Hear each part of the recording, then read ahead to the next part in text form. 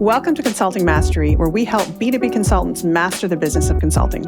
I'm Carrie. And I'm Ahmed. Join us as we explore the art of delivering outstanding client value, earning a higher income, and thriving in today's marketplace. So the team was talking to somebody earlier today who was considering working with us inside our flagship program, 90-Day Pipeline. And the person said, I have some advisors, business advisors, who have basically said to me, you don't need to pay anyone to learn this stuff. You don't need consultants. You don't need people to coach you or train you. You can do all this on your own. Save the money, do it on your own. What's the problem with that advice? Or do you see a problem with that advice? Well, the first thing I would ask is if the business advisor who gave this advice is in fact charging for their advice. That would be my first question, but maybe I'm just cynical. I think there are problems with that advice for a couple of reasons. Two that come to mind right away. One is I think you can pretty much DIY anything in this world if you have the time and energy to put towards figuring it out. Could I build a house from YouTube videos? I actually know someone who claims to have done that, or renovated a house, because every time something came up, they went and they found the instruction and they figured it out. And in that particular scenario, it worked well for him because he had unlimited time and he wanted to learn the things. But if you are someone who is trying to move things quickly, that is not your most efficient and effective path. I said two things. Actually, I have three. Second reason is that you are going to go out and find, 300 different ways to get where you want to go. And while it's true that any one of those ways is, probably gives you the opportunity to be successful, some are going to be better than others. You're also going to spend a ton of time spinning your wheels, comparing one to the other, trying to Frankenstein together your own version. And again, it goes back to efficiency, effectiveness. And then the third thing that is really telling about humans is that we don't necessarily value things that we get for free. And as a consultant who wants to go out and charge for your services because you believe there is value there, what does it say about you? First of all, that you don't think that other people's expertise is worthwhile. And secondly, what level of commitment do you have if the key deciding factor is whether or not you're going to invest? So that's my long-winded first three things that come to mind. Yeah, I want to talk a lot about your last point, but before we get there, I hear this a lot from people, this notion of like, well, I have these advisors, these advisors who are telling me this and telling me that. And I really wonder, and it tends to come from people that are a little bit more green in business, right? I really wonder how much scrutiny folks are applying to who their advisors are. Because if it's just like, a successful entrepreneur, well, let me be the first to tell you, someone who's just succeeded in business, in any business, doesn't necessarily make for a great advisor. I'm hoping these advisors are successful in business. I'm hoping that's like table stakes, right? And if they're not successful in business, it shouldn't even be a question, right? I'm hoping that's the case. But just because somebody's successful in business doesn't necessarily give their advice merit. I mean, I have all kinds of questions around what were they successful at and what kind of business were they in and what industry and what circumstances do they thrive in. For example, I know a lot of people who are good at business and succeeded in a growing economy who I would never take advice from. They're successful. I don't think their advice has a lot of merit or application to my situation. I agree for sure. And I would also say that quality aside, Even the word advisor makes me nervous. There is a reason that an organization is generally going to have a board of advisors, right? You have a board of advisors because you want people who have a certain kind of expertise to bring it to the table. But the critical component of that whole relationship is that then you decide. And it makes me nervous when someone talks about their advisor and someone who would say, to whomever it was on our team, my advisor told me not to do this. It tells me that either it's an unhealthy relationship between the advisor and the advisee, that's the word, because the advisor thinks that they're directing the other person's business, or that the person being advised, quote unquote, is putting far too much stake into what this person has to say. I'm all for, talk to those folks who you see as successful, who you see as not successful, who have done the same thing as you, different things than you. Get the information 100%. But in the end, if you're the person running your business, be really careful about getting too connected to an advisor. Well, I will listen to advice from anyone. Mhm. I will only take advice from a very small handful of people that meet very stringent criteria. So that's my first point. I think the big issue with this kind of thinking, and it's not uncommon, just notion of, well, could I do it on my own? Do I need to spend the money? There's a couple of big issues. You've hit on both of them. Number one to me though is how very hypocritical. You go out to your clients and you ask them to invest because you have expertise that they don't have, and you can help them achieve an outcome or result that they can't get on their own, or you can help them get there faster, or whatever it is, right? But ultimately what they're investing in is your expertise because they don't have it. Yet when it comes to your own business, when you need to invest in someone else's expertise because you need to acquire a capability that you don't have, you won't do it for yourself. That is, to me, hypocrisy at its finest, right? And don't be surprised then, right? When you go to the market and you put an offer in front of a client and they go, "Well, I think we can do this on our own." There's a mirroring effect here. And you don't have a leg to stand on because you do the exact same thing. Well, and I would even go beyond that and say it's one thing to say you don't have a leg to stand on, but the reality is that if that's the way that you're approaching expertise, then you're also going to assume that everybody can do what you're delivering for free without you, right? And if that's where you're landing, it's not even that you don't have a leg to stand on, you won't even be able to, muster up the gumption to have the debate because you're going to say, yeah, you're right. It's not so special When when I it is. was more actively selling our offer, our solution, I was people make my friends would make fun of me. I would buy everything. I know. You remember, if you got me on a sales call and it made sense and I believed I needed it, I was buying. And the truth is, one of the big drivers was I never wanted to be the person that doesn't invest at expertise when I know I need it. I didn't want to give in to the scarcity of, well, could I do it on my own, this, that, and the other? Because I knew that if I'm actively taking my own advice and then I get on a call with a prospect and they need to invest, I can advise them on how to think about that investment with integrity. Mhm. Hey, I get it. I'm a business owner too. I do this all the time. Here's how that's worked out for me. I've been in your position. And on the flip side, if I'm hemming and hawing at every opportunity, even if it makes sense and it checks all the boxes because I'm afraid of spending the money, then I have no integrity in that conversation. I can't advise them. I can't train them. I can't coach them. I have no experience to draw from. And in fact, I feel exposed. I feel like, well, that's exactly what I do in my business. So I really can't fault this person for thinking the same way because they think like me. Mhm.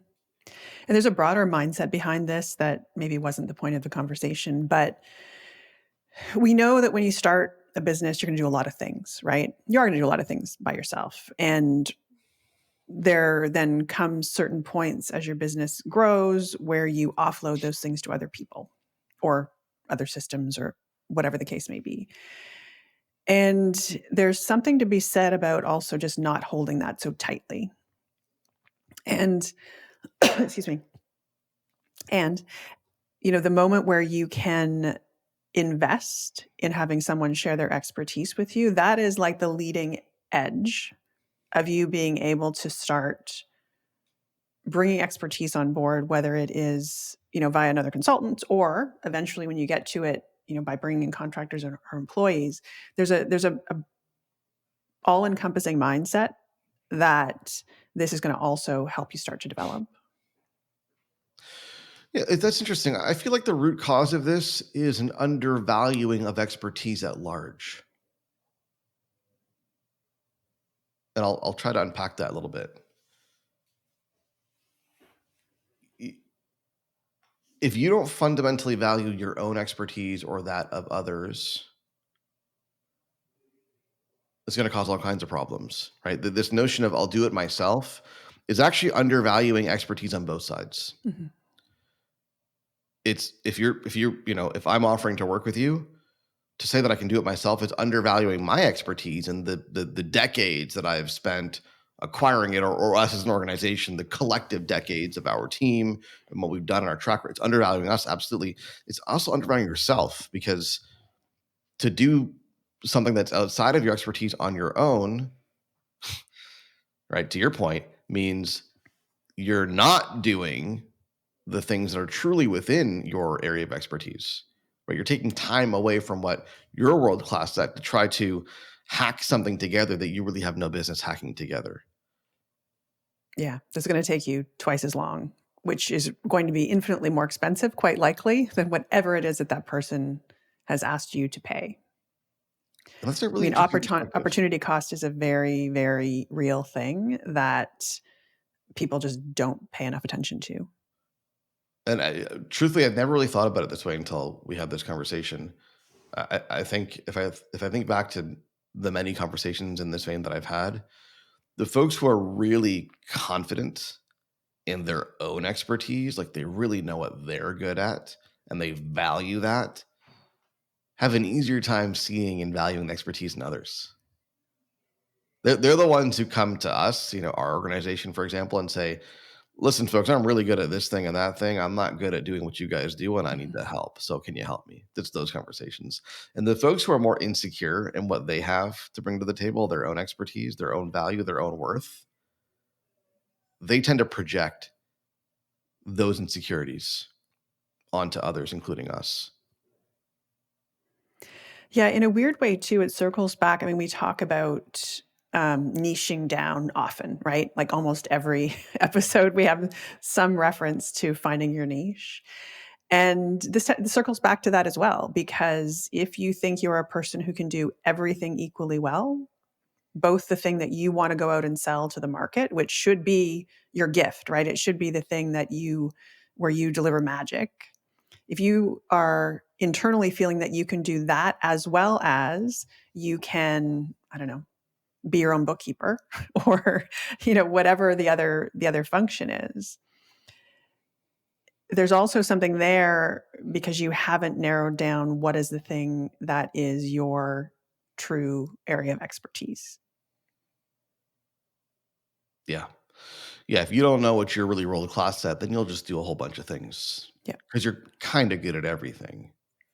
But if you really know what you're world class at, and nobody can really match you within that domain, you will hesitate to do anything outside of it. So how do you think about when to invest? Because it's also true that, we know that we get several offers a day, right? Work with us. We'll do this. We'll solve this problem for you. Let's talk a little bit about how to decide when and where to invest, because most people, most organizations, every person, I would say, doesn't have the ability to just jump on board with everything, nor should they, because there is generally, not just money, because everyone fixates on the money, but the time and the effort and the brain space that is required to get involved with anyone who's going to support you. Let's just talk a little bit about how to think through that decision. I don't know. My answer might surprise you. Maybe it's just the vibe today. I think for a lot of people, the answer is do more things.